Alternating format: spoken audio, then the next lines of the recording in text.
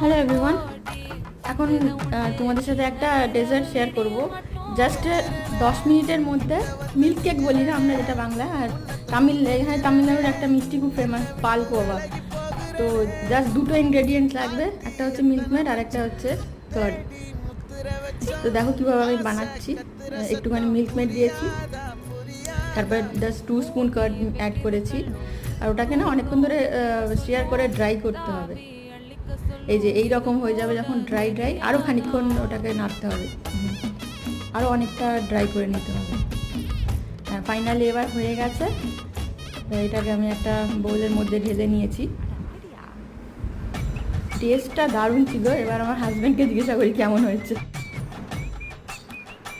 Test it and tell me how is the sweet taste? You prepare? Yes, this is পালকোয়া।